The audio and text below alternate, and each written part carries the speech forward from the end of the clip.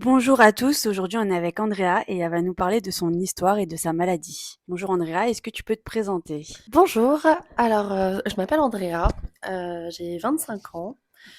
J'ai été greffée il y a 5 ans maintenant des 2 poumons, suite à une, hypertension artérielle, pulmonaire qui a été, découverte chez moi, à 10 ans. Quels ont été les premiers symptômes? Les premiers symptômes, alors en gros, j'étais, en CM2 et ce qui s'est passé, c'est que durant le sport, j'ai commencé à courir et je me suis sentie, vraiment très mal à ce moment-là. J'ai été voir, ma prof de sport et qui m'a dit: «Bah, écoute, ça serait bien que tu ailles peut-être voir, un cardiologue» et le soir, j'en ai parlé à mes parents et qui ont vraiment pris, la chose, assez au sérieux et de là, en fait, ben, j'ai été voir un cardiologue et c'est là où il m'a, décelé cette HTAP.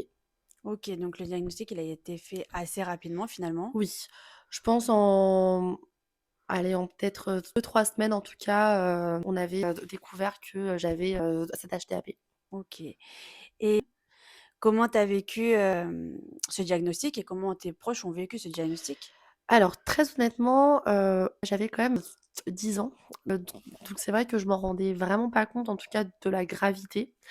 Je pense que pour mes parents, ça a été assez compliqué parce que, bah, c'est vrai que de voir ses parents pleurer, c'est jamais très simple et je me souviens qu'à cette époque-là, j'étais, suivie par un professeur à Marseille, qui était justement spécialisé dans cette HTAP et je sais qu'il avait dit à mes parents: «Écoutez, heureusement qu'on, détecte cette, maladie maintenant parce que je pense que votre fille là, il lui reste peut-être, 2-3 ans à vivre grand maximum suite à cette annonce» et c'est vrai que ça a été, assez compliqué à vivre, pour mes parents. Moi, on va dire que voilà, je pense que c'est un petit peu bête, mais je voyais plus ça comme un jeu. C'est vrai que les allers-retours, à l'hôpital, ça m'amusait plus qu'autre chose parce que j'étais en pédiatrie, il y avait d'autres enfants malades avec moi et non, c'est vrai que, ouais, je peux pas dire que je l'ai mal vécu à ce moment-là. Ce qui a changé, c'est déjà le sport. J'ai été, dispensée donc de sport, à partir de l'annonce de cette, maladie. Et puis après, c'est vrai que, je pense que pour mes proches aussi, ça a été compliqué parce que c'est vrai que passer d'une enfant qui est en parfaite santé à une enfant malade et c'est vrai que ce qu'il faut savoir par rapport à cette, maladie, c'est que c'est une maladie qui est quand même invisible aux yeux des autres. C'est vrai que, c'est pas pris forcément, de la même manière, d'un proche à un autre. C'est vrai que j'ai eu pas mal de proches qui ont été pas mal dans le déni pendant de quelques années parce que c'est vrai que, vu que c'est une, maladie qui ne se voit pas et j'avais pas forcément, de très, très gros symptômes, donc c'était un petit peu compliqué quand même, à expliquer. Ok, du coup c'était quoi tes symptômes pendant C'était cette période? essentiellement, l'essoufflement. J'étais, assez essoufflée quand même, à l'effort, ça a été essentiellement ça en tout cas. Et est-ce que tes amis, au fur et à mesure du temps, tu en parlais de ta maladie ou vraiment tu faisais comme s'il y avait rien du tout, tu n'étais même pas malade? Alors je leur en ai parlé à mes amis. Maintenant j'en ai jamais fait une généralité non plus. Donc ce qui fait que j'ai essayé en tout cas de vivre comme l'enfant la plus normale en tout cas, à ce niveau-là et même, mes parents, m'en parlaient jamais de la maladie. Enfin, c'est vrai que c'était pas un sujet, tabou, mais c'est vrai qu'on n'a jamais mis en tout cas, de la maladie au centre de nos discussions et c'est vrai que je pense que ça aussi, ça m'a beaucoup aidée aussi à relativiser et à voir la vie autrement et surtout à ne pas être cette Andrea malade et à juste être, voilà, une enfant, comme une autre et avec, toutes mes copines, en fait, ça a été aussi, la même chose et en tout cas, j'ai jamais eu de problème à ce niveau-là. À quel moment cette maladie, elle prend plus de place? À quel moment où ça devient plus compliqué? Alors je dirais à quel moment, ben, exemple, quand on doit monter ou des escaliers où on est en groupe et tout et que, toi, forcément, tu es celle qui, ralentit, le plus, tu es celle qui est essoufflée, tu es celle avec qui il faut faire plus de pauses que la normale et là, c'est vrai que, ça, il y avait certains moments où c'était un petit peu compliqué pour moi parce que j'avais l'impression d'être plus un poids pour les autres que, voilà, donc c'est vrai que cette partie-là était un peu plus dure. Maintenant, voilà, on a fait avec, mais c'est vrai qu'il y avait certains moments où c'était un peu compliqué. À un moment donné, ta vie avait un petit peu basculé. Mmh, Tu vas apprendre que tu vas avoir besoin d'une greffe. exactement. Qu'est-ce qui s'est passé? Alors, en gros, ma maladie, en fait, pendant, 10 ans, elle a été plus ou moins stable et puis c'est vrai que bon, elle a commencé un peu à se détériorer, je dirais, parce que j'ai été greffée en 2020, donc je dirais qu'elle a commencé à se détériorer vers, 2018. En fait, à ce moment-là, bon, je me sentais beaucoup plus essoufflée. J'étais aussi, assez cyanosée, au moindre effort. Donc, voilà, donc j'avais souvent les lèvres bleues. C'était un petit peu, compliqué d'ailleurs et en fait, ça a commencé à basculer un soir. À ce moment-là, j'étais chez mon ex-copain et j'ai commencé en fait à avoir une grosse quinte de toux et en fait, cette quinte de toux s'est avéré en fait que c'était, en fait, où j'ai commencé à cracher, du sang. J'ai craché énormément de sang, donc on a dû appeler, le SAMU qui sont venus, qui m'ont hospitalisée en urgence en soins intensifs et c'est là en fait où on a vu qu'en fait, il y avait pas de retour en arrière, concernant cet HTAP et c'est là où on a commencé à mettre un peu plus, la greffe. On a commencé en tout cas à m'en parler un petit peu plus.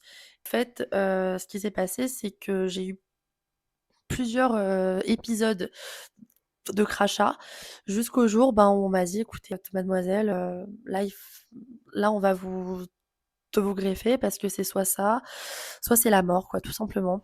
Donc voilà, ça s'est un petit peu passé comme ça, l'annonce, ça a été très vite parce qu'à partir du moment où j'ai, craché du sang et on m'a mis sur liste, il s'est peut-être passé, 1 mois. Donc Ah ça a ouais, c'est été très rapide. rapide. Ah ouais, c'est très rapide. Et comment tu l'as vécu, quand, on t'a parlé de greffe, quand tu as su que tu étais inscrite sur la liste et comment ont vécu aussi tes proches cette annonce? Sur le coup, ça a été un choc, mais c'est vrai qu'à ce moment-là, je me sentais tellement mal que, ça a été aussi un petit peu une délivrance, de me dire: «Bon allez, je vais peut-être aussi, pouvoir vivre normalement et aussi en finir un petit peu avec cet essoufflement et ces hémoptysies» parce que, les les hémoptysies en fait, c'était justement, les crachats de sang en fait que j'avais très souvent et qui étaient quand même, assez angoissants au quotidien. Pour mes parents aussi, ça a été évidemment un choc parce que c'est vrai qu'une greffe, c'est pas rien. C'est pas l'appendicite, on va dire, donc ça a été assez dur, mais eux aussi, en fait, ont vu ça un peu comme une nouvelle chance et peut-être, la possibilité aussi, de vivre, un peu plus normalement. Et donc vient, le jour où il y a le fameux appel. Il me semble que tu es hospitalisée, à ce Exactement. moment-là. En gros, à ce moment-là, j'ai été hospitalisée, au Kremlin-Bicêtre et je me souviens, il y a une infirmière qui arrive dans la chambre peut-être à 5 heures du matin et qui me dit: «Oui Andrea, c'est bon, on a un greffon, là il y a le SAMU, qui vient, qui va arriver peut-être dans l'heure. On se prépare» et c'est vrai que ouais, sur le coup, j'y croyais pas et en fait, tout s'est passé très, très vite. Donc là, à ce moment-là, j'appelle, tous mes parents donc qui viennent automatiquement, au Kremlin-Bicêtre. Puis ensuite, il y a, le SAMU qui vient et de là, j'ai le droit à faire, un petit tour en hélicoptère. Donc c'est quand Sympa. même vachement sympa, enfin pour 5 minutes, d'hélico, mais bon, c'était quand même vachement cool et je me souviens qu'à ce moment-là, ce qui avait marqué un peu mes proches, c'est que, en fait, j'avais plus peur de faire le tour en hélico Que de la greffe en ouais, elle-même? que de la greffe. J'étais pétrifiée, au fait de monter dans l'hélico et pourtant, la greffe, finalement, ah oui, enfin, en fait, dans ma tête, c'est bête à dire, mais c'était en mode, bon, de toute façon, je dors, donc au pire, s'il se passe un truc, est-ce que je m'en rendrai compte? Je ne sais pas, donc c'est vrai que je l'ai pris assez sereinement, en tout cas, à ce moment-là. Ouais, j'imagine aussi que c'était un soulagement, Oui. Ouais, en te c'était un disant, soulagement parce que c'est vrai que, ben, en fait, c'est simple, à partir du moment où j'ai été mise sur liste et au moment où j'ai eu l'appel, il s'est peut-être écoulé 5 jours. Donc «Ouais, ça a c'est été très hyper rapide. rapide». Ouais, Ouais, parce qu'il y a des gens qui attendent très longtemps, exactement. donc c'est Mmh. super. Donc il y avait un greffon qui était compatible Oui, à à ce 100 et aussi j'étais sur liste, en super urgence. Donc ah OK, tu étais passée en forcément, super ça aide urgence. aussi. Mmh. OK. L'hypertension pulmonaire, ça peut aussi toucher le cœur. Toi, tu as pas eu besoin d'une greffe bipulmonaire et Mmh. cœur. C'était aussi, je pense, un soulagement puisque peut-être que ça fait Exactement. plus peur. Exactement, parce que de base, c'est vrai que l'HTAP, souvent on greffe, le cœur et les poumons. Et en fait, durant, mon bilan pré-greffe, donc en fait, c'est le bilan qu'on fait, avant la greffe, donc pour voir, si le corps, en tout cas, est compatible à avoir, en tout cas, une greffe à ce moment-là.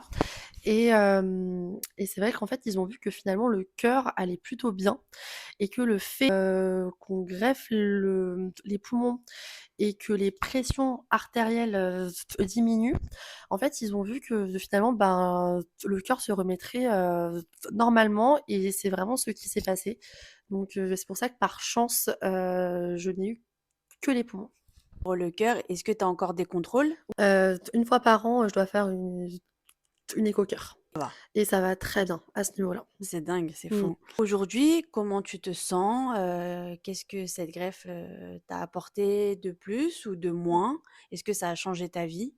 Alors oui, clairement, cette greffe, elle a carrément changé ma vie parce que, ben, c'est vrai que je peux faire des choses que je ne pouvais pas faire avant, notamment, l'espoir, d'avoir un enfant, aussi la possibilité aussi de faire du sport, chose que je ne pouvais pas avant, de pouvoir aller au ski, chose aussi que je ne pouvais pas avant. En fait, c'est plein de petites choses comme ça.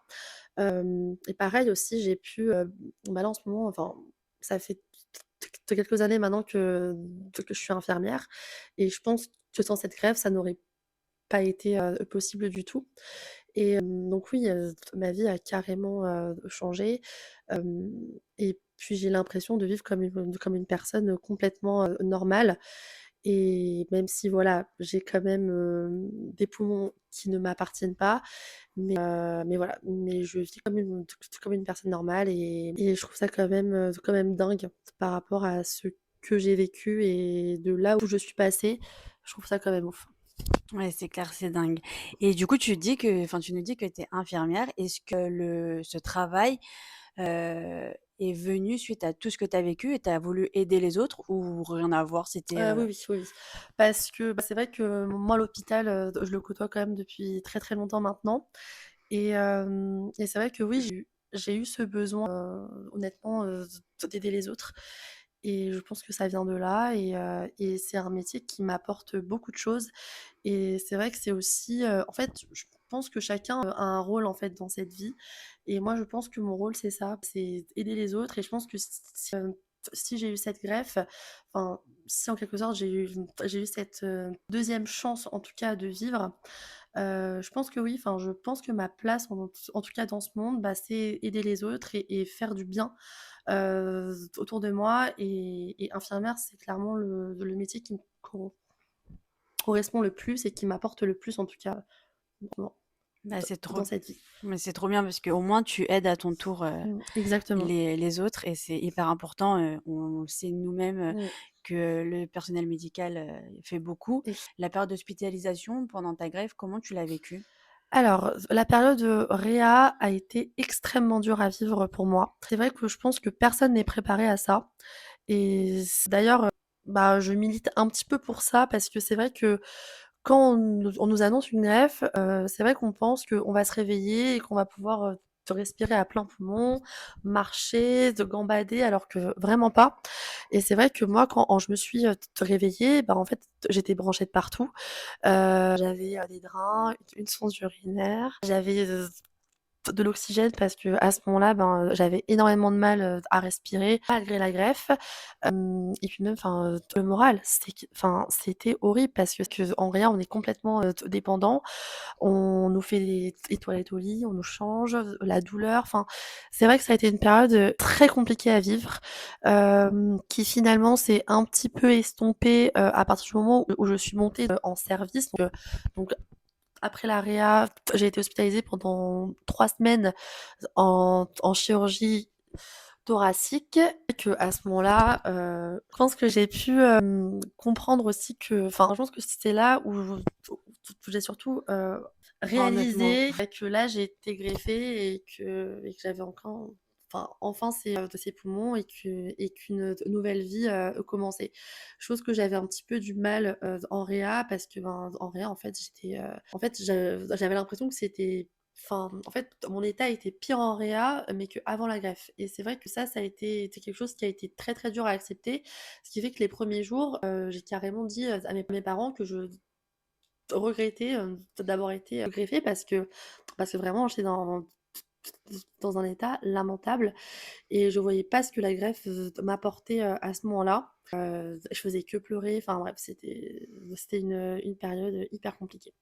Et surtout, comme tu m'en as déjà parlé, toi, tu as été greffée à la période Covid. Donc, tu avais Exactement. même pas la possibilité d'avoir trop souvent tes proches, c'était C'est ça, parce limité, qu'en fait, mes parents étaient limités à un quart d'heure par jour. ce qui est horrible en Donc fait. c'était horrible. Après c'est vrai qu'il y avait certaines infirmières, où j'avais un petit laissez-passer, donc souvent, elles laissaient mes parents, allez peut-être 30 minutes ou voire 1 heure exceptionnellement. Mais c'est vrai que, généralement c'était un proche, pendant un quart d'heure, pas plus. Franchement, c'est terrible parce qu'à Donc ce moment-là, tu as c'était, très compliqué. Mmh. tellement besoin de soutien Exactement. Mmh. de tes proches. Du coup, j'imagine que tu te protèges souvent, tu fais attention au virus, tu essaies de pas tomber malade Exactement. parce que on sait que les poumons sont fragiles. Ça va très vite, puis en plus, c'est vrai que je suis infirmière, donc je suis quand même, on va dire, confrontée à tous ces virus. Maintenant, voilà, hein, il y a le masque, un bon lavage des mains et puis faire attention, quoi. Et ben, Et ça repart exactement. si tu devais parler à une personne qui est en attente de greffe, qu'est-ce que tu lui dirais? Qu'est-ce que je pourrais lui dire? Finalement, si on va dans notre histoire Mmh, d'amitié, tu m'as aidé c'est vrai, aussi au début pour la c'est greffe vrai. et tu as été un soutien. Mmh. Et est-ce que tu te souviens un peu ce que tu as pu me dire? En vrai, m'a rassurée. Hem, je pense que ce qui est important, honnêtement, je pense que c'est le moral. C'est bête, mais je pense que le moral, ça fait 50 de la guérison et tout simplement, oui, y croire en fait et y croire à cette, nouvelle vie et voir vraiment ça comme une chance et que dans tous les cas, mais je pense que c'est vraiment le moral. Moi, je sais que le moral, ça m'a énormément aidée. Je suis plutôt d'accord avec toi que le moral, c'est hyper important dans ces moments-là. Et en vrai, si aujourd'hui on devait te souhaiter quelque chose pour les années à venir, les nombreuses années à Exactement. venir, on espère, on croise les doigts et on l'espère pour toi, qu'est-ce qu'on pourrait te souhaiter? Juste que mes petits poumons, m'accompagnent le plus longtemps possible, et oui et que la vie, je pense, soit plus simple, pour, tout le monde et notamment pour toi, ma petite Marine et voilà. Qu'elle soit plus douce. Exactement, plus douce. Bah, merci beaucoup Andrea en tout cas. Merci.